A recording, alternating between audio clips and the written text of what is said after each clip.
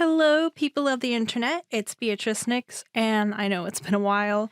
Originally, I took some time off to replan a bunch of podcast episodes. Due to the actors and writers strike, I wanted to support them as someone who went to film school, but also just in general supports unions. I feel like that's like a bare basic human thing to do. And part of their strike that they've asked for people who are not part of these unions is to not talk about struck work. And that means like work people have done in the past. And you can't talk about future and upcoming work. And so me being me, I know I tend to bring a lot of shows and movies into my podcast episodes.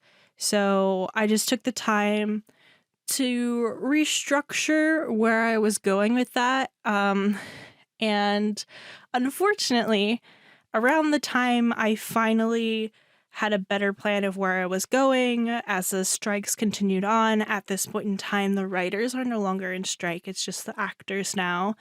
If you'd like more information, I would recommend going to the SAG-AFTRA website. That'll have way more details than I could tell you. And so when I finally did get the chance to plan out what I'm going to be doing moving forward, my apartment flooded. I have a basement apartment, and it kind of threw me through a loop the last few months. It wasn't like a super shit ton, but it was enough to be stressful. One of the side hustles I do is I sell clothes. I tend to thrift a lot, but sometimes I over thrift. And I get these pieces that I think are so cool, and then I don't end up fucking wearing them, and so they just sit in my closet. So eventually I sell them. But I will say I do buy things from the thrift store with the intention of wearing it. It just tends to not happen. I also do thrift for some of my friends, so there are the cases where they don't like some of the pieces I've picked, which is totally fine, or they just don't fit. So, but I do have like a good chunk that I've collected through the years. Luckily, none of that was damaged, but because I have so much stuff in boxes and pushed around, and it was a lot. I also have my freelance stuff that I do, and that was scary because I have stuff that's on hard drives, and my computer equipment is very, very expensive. All the stuff I use for work, I've gotten slowly over time. So if it was ruined, I would be screwed. And on top of that, we had to rip up all of the carpet from the bedroom and the office, and it was just an awful time. And eventually things were able to be fixed. Things still don't feel quite right yet. I don't know if that's just me being in my head. I will say now that every time it rains, I have way more anxiety than I need to. So that's great. There was a lot of things we had to end up throwing out. And the one thing that hurt the most, though, because like other stuff, it sucks. But I had to throw out my rug from the living room, and it was a nice rug. My grandma gave it to me, and I really liked that rug because it just made the living room feel very, very whole. Because like I said, we have a basement unit, and so the living room looks like a basement, and so I felt like the rug made it look like a home. Now it just feels like a basement again. But all of that was sorted. But then during that, a really close person to me passed away. His name was Sean, and he was like the best person ever. He's Isaiah's brother-in-law, so he would have been my future brother-in-law, and I've known him for about 7 years. And he was the life of the party, and he was great. And so during my time off, I was also grieving the loss of him. He passed away early September. So if you're drinking, if you're partying, I would say pour one out for Sean, because he's the best. Anyway, in case you've noticed, normally when I have posted my podcast, it's been on a weekend. And today is a weekday. So I thought it would be a really good time to come back and do a Halloween special. The fall and Halloween is my favorite time of year, partially because my birthday's in November. So I think that's also where it stems from. But I've always been into like the spooky, scary things. I love ghost stories. I love horror movies. I love everything about it. I wanted to do a spooky little episode for you guys. So today I'm going to be talking about some of my ghost paranormal experiences I've had throughout my life currently. I am 24. I will be 25 on November 10th. But surprisingly, or maybe not, I've had a good, like for an average person, I've had a good number of paranormal experiences to talk about. Nothing too crazy. I am not like, Sam and Colby, if you're familiar with who they are, or the boys from The Watcher, the spooky boys, Shane and Ryan. I will say I have such a soft spot for the spooky boys, Shane and Ryan, from The Watcher. I've known them pretty much my whole life, like from like a parasocial relationship, only online. I followed them from their Unsolved days, and then when they went on to do their own thing, of course I followed them there. Earlier this month, I went to Ghost Files Live with Isaiah, and it was such a fun experience. We were really close too. We got like the gold circle seats, which is like essentially you're guaranteed to be pretty close where they can kind of like see you. I didn't interact with them one-on-one. They did have a portion of the show where you were able to come up and ask questions. I was too afraid to do so. But I would like to think that I did make eye contact with Shane a couple times. Maybe it's because of my purple hair in a sea of like a lot of like dark colors. I don't know. But yeah, that was a fun experience. The episode we got to see was the haunted home of the Dyke family. And I thought it was a really good like investigation. I thought it, for me, I think it was the one where they had like the most concrete stuff out of everything. They always find good stuff, so don't get me wrong. They do find really good solid evidence, but this one I was like, oh my God, wow. So if you're not familiar with Ghost Files or Shane and Ryan, I recommend you checking out their YouTube channel. They were a lot bigger than me, so I assume like a good 99.9% of you who listen to me already know who they are. But speaking of ghost hunting though, like in my personal life, as I said, I've really loved the paranormal. Overall, I don't think I would be a good ghost hunter. Like, if I were to get scared during ghost hunting, my fight or flight response would most definitely kick in, and I think I would actually hurt myself. It's happened numerous times where Isaiah will try to scare me, or I am watching something and I am scared enough and I start swinging. There was this one time my sister Adriana was over and we were watching Markiplier play a video game and there was a jump scare and I punched her in the shoulder and I immediately apologized. I felt so bad because all she wanted to do was spend time with me, and here I am punching her in the shoulder. So yeah, I don't think I would be a good ghost hunter, but despite all of that, like I've said, I've had a good number of paranormal experiences to talk about today.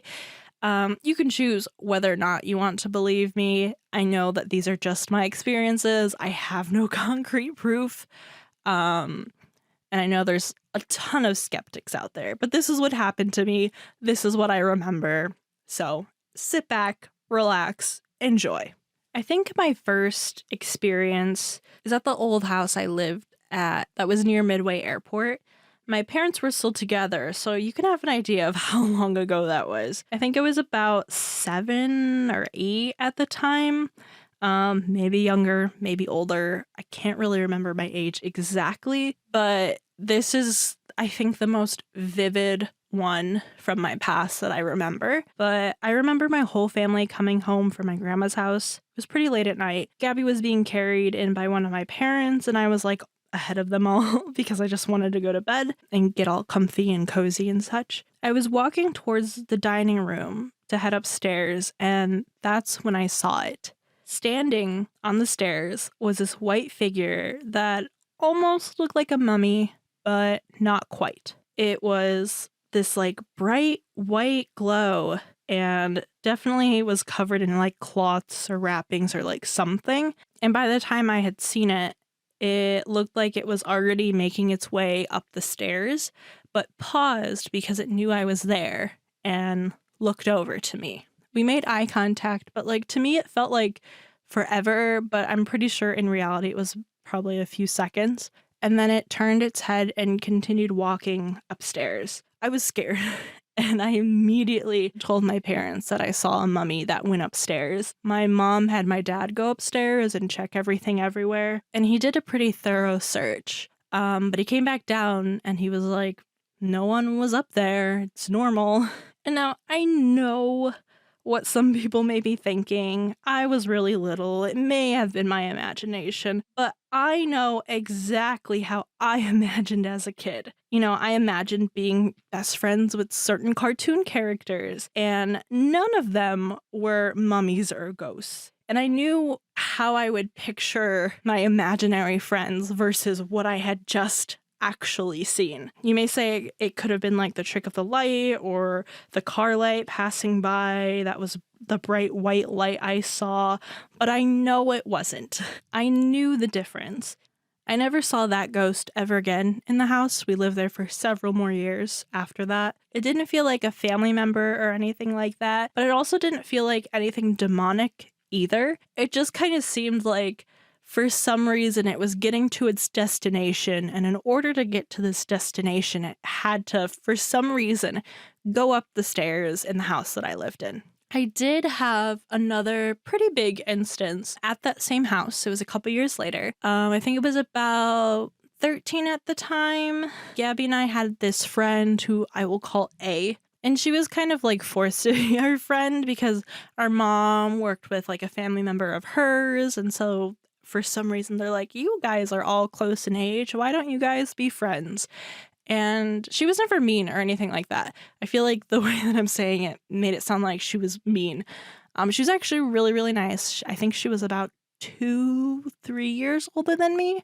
And one day when she was over, she asked if we wanted to summon some spirits. And we were bored and we were like, sure, why not? So we all go down into the basement of this same house where I saw the mummy ghost. And we get some chairs, we form a little circle, we make sure all the lights are off. And it was still pretty like daytime outside, so we did have some like basement windows. So there was a bit of light coming in. It wasn't like pitch black or anything. And so she had us hold hands. The thing that she asked us to say was, spirits, spirits everywhere, give us a sign that you are here. Nothing happened. And so we all said it a couple more times. She's like, I've done this before with my friends. We'll just sit and wait. So we're like, okay.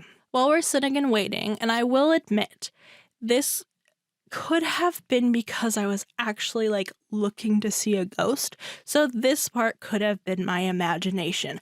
I will admit to that. After a couple minutes of waiting, I did see a figure behind Gabby. Not like directly behind, but like in the vicinity behind her. It was pretty much floating. It was only up to its torso. From the torso down, it just like was faded out. And it was like this black, translucent like silhouette. And so I mentioned that I saw something behind Gabby. And then A also mentioned that she saw something behind Gabby. And Gabby kind of freaked out, which totally valid.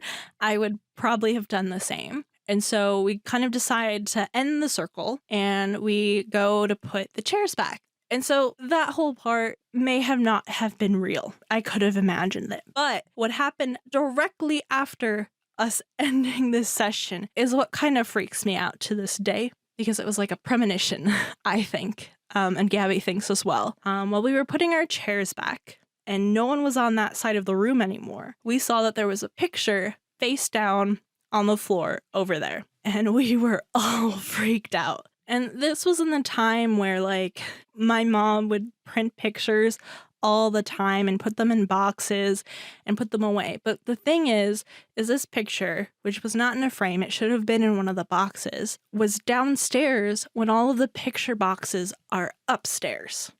So We're already kind of freaked out from that. None of us want to pick up this photo. All of us are scared on what's on the other side of this photo. And so after some back and forth, I think it was A that chooses to flip it, but she just flips it real quick. She doesn't actually like pick it up. And so she flips it really quickly to the other side. And we see that it's a photo of my dad, just smiling, all happy, alone by himself. You can't see anything else in the background. It's just like a gray wall. And he's wearing a bright yellow shirt. Gabby and I have looked through our family photos numerous times. We have never seen this photo in our lives, at least at that point in time. And at the time, we didn't know what it meant. We were like, it doesn't mean he's going to be evil. Is he going to be possessed? What is going to happen? But we both think it's a premonition for our parents' divorce that happened years later, because that picture could have been anything. It literally could have been anything. The fact that it was our dad, to this day, Gabby and I think that was a premonition for our parents' divorce. Believe what you want with that. You could say it's a coincidence, but like I said, the photo boxes belonged upstairs. They would have been upstairs. There was no possible way this photo could have made it to the basement without some kind of paranormal help. That's just what I'm saying. You don't have to believe me, but it's true. I have 2 other witnesses. Only one of them I still talk to. So I don't know if A could actually vouch for this story. I don't know if she remembers, but for Gabby and I, this was a very crucial moment in our lives. The next experience I had, again, may not be as credible as the others, but it was an experience nonetheless I felt like I should mention. Later in life, we moved into a new house. This was around the time I was starting 8th grade, I believe, and the house itself seemed pretty old and outdated and needed a lot of upgrades. My parents actually got it because they were supposed to work on it together. Ironic. Anyway, it wasn't until after my parents separated and my dad moved out, and I was about 16 at the time, that I noticed, once again, there was something in the basement. I never physically saw it, but it would make its presence known, but all of this appeared after my dad left. My sisters also experienced the same thing. Whenever they were also in the basement, they felt as if they weren't alone. Me, being the angsty teenager who felt like she could make a breakthrough and talk to ghosts, tried to communicate with it. I took a whiteboard and an expo marker and tried to ask some questions and asked it to use my hand to write, to communicate. And wouldn't you know it, it didn't work. I would ask questions for like 30, 45 minutes, just kind of sitting and waiting in the basement alone, and got no answers, no movement, nothing. So I think a couple days later, I came back downstairs and decided to do it again, run through roughly the same questions. Didn't really get anything. But when I asked again what its name was, it didn't move my hand like I thought it would. Like I thought I would feel pressure on my hand and it would move. It actually moved like the marker, and it spelled out K-A-L-E-B for Caleb. And that was all the information it ever gave me. It never answered any other questions. It just gave me that one and was like, that's it. That's all you get. But every time we kept going down to that basement, that presence was still there. That was the last paranormal experience I've had for a while, until I moved into my current apartment. I moved in here with Isaiah back in 2020, and we love this place very much. We're very fortunate for what we have here, but there's definitely some ghosts here. When we first moved in, like our first few months, they really made it known, and I've seen them. I've actually seen these. There's at least 2 of them. 2 that make themselves pretty known. Isaiah and I like to watch a lot of shows, and during our first few months when we sat on the couch to watch TV, I would feel this presence. I remember looking over to my right and seeing down the hallway two thin, shadowy figures. Full bodied this time. They weren't just like a torso or whatever. It was full bodied. One was tall, taller than the average human for sure. Not entirely up to the ceilings, but close. And the other one was shorter, maybe around my height. I'm like 5'6", maybe taller, maybe a little shorter. But I didn't really believe it at first. I thought I was just seeing things, making things up in my head. And that's all they did really, was kind of just stay from afar, just standing there watching. There was one day where we went earlier to grab like a few snacks from the corner store, and afterwards Isaiah had to visit his sister, so he pretty much came back with me, dropped it off, and then left. I had to get ready to work like a late shift at the restaurant, so we left the bags on the counter. I was going to deal with them after I changed into my work clothes before I left. However, as I was doing that, I heard the bags moving in the kitchen, as if someone was going through them. I knew that Isaiah had already left. So I decided to text him and I asked if he came back, if he, I don't know, had to come back for some reason or whatever. And he's like, no, I'm on my way. I'm not too far out. And I was like, okay, well, can you come back? And I remember slowly closing the door and locking it because the kitchen wasn't too far from the bedroom. But I was really, really scared that maybe someone broke in. And so he's like, okay, just stay in the bedroom. I'll be right there. So he drives back. He only gets there maybe like a few minutes later, checks the entire apartment. And again, no one is there. And I was like, but I heard someone like right there in the kitchen going through the bags. And he was like, there's no one here. And I also didn't hear anyone like rummage around and like steps. I just heard someone appear, I guess, at the bag, look through it, and I guess disappear because I didn't hear them step away.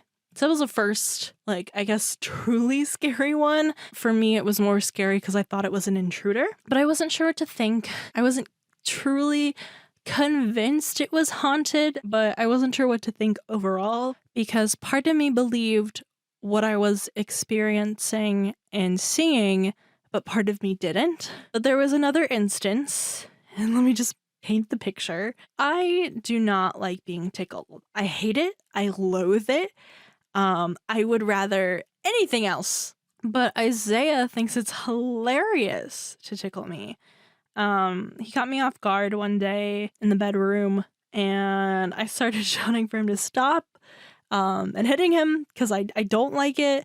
Nothing like too horrible, but just like a playful, And one of the things I said was something along the lines of, if any of you ghosts are here, make him stop, like something like that. And pretty much immediately after, we heard a crash from outside the bedroom. We both stopped moving and got up to check what that was. And near the living room, my framed Nighthawks painting was shattered on the floor. And it wasn't like it was just hung up or anything. It had been there for at least a month. So if it would have fallen due to gravity, it would have happened already. I will say I do partially take the blame for it being broken. I never specified what they should do to get him to stop. So that is, I guess, my fault, but they did their job. And again, made their presence known. And that's not the end of my paranormal experiences in this apartment. Isaiah's family goes on this boy-cousin camping trip almost every summer. The first summer in our apartment, I was home alone. We didn't have any crazy experiences with the ghost other than the painting for a while, so I wasn't too worried to be home alone. However, the first night was awful. I am already a pretty paranoid person about break-ins, and so I kept the light on in the closet and closed and locked the bedroom door. Call it childish or whatever, but I felt safer. It also takes me about 20 to 30 minutes to fall asleep. So during that time, I was laying there and I start to hear footsteps in the bedroom. Remember, the door is already closed and locked, and I'm laying on my left side, and I hear footsteps on the carpet, like they're wearing shoes, on my left side. So I would be facing whatever is there. But my eyes are closed because I don't want to see whatever it is. But again, I am scared it could be an intruder, and I definitely have to defend myself if that's the case. I slowly squint my eyes open, and there's nothing there, which scares me even more. So I try to make it seem like I'm still asleep, and I just slowly turn to my right side. And during that movement over onto sleeping on my right side, I move the covers above my head. After I've moved to my right side, like maybe like a minute or two later, the footsteps go again. And I am sweating. My heart is pounding. I want to reach for my phone, but I can't because I don't want it to know I'm awake. And I am laying in bed terrified because this is the closest I've ever come to them. It comes to the bed. I feel weight there, like a really light weight, like maybe the size of like a toddler or something, sit on the bed. And I'm freaking out even more, but I don't want to move. I am like a stone laying there, sweating, heart pounding, and I'm just like, okay, go to sleep, just go to sleep, it's fine. And I remember laying there for hours. I left enough room so I can at least breathe out of the blanket so I'm not like suffocating. And eventually sometime in there, I do fall asleep. And I have no idea how I did. I think I was just so exhausted. I eventually did fall asleep. So for the rest of the weekend, I ended up getting melatonin and some drinks so I could easily knock out. And it worked for the rest of the weekend. But whenever he's gone on those trips, I at least prepare that for myself if I can't get anyone to spend the night with me. My sisters have said that they've also experienced weird things whenever they've stayed with me. There was a night Adriana stayed over, and similar to my first experience in the apartment, she was sleeping on the couch and looked down the hallway and saw a shadowy figure. Gabby has also mentioned that she's seen and heard some things. I've seen the shorter one in the bedroom before, but it wasn't like when I was also in the bedroom. There was a week where every night Isaiah and I were doing like this kind of movie night thing. And so we had the bed or like the mattress itself in the living room. It was like the end of the week, I think. We had a light on in the bedroom from like the closet or whatever. And I see in the doorway of the bedroom down the hallway a little like head peek out, stare, and then peek back into the door or into the room. And it just kind of did nothing after that. I think it was just trying to see whenever we were coming back to the bedroom. I don't know.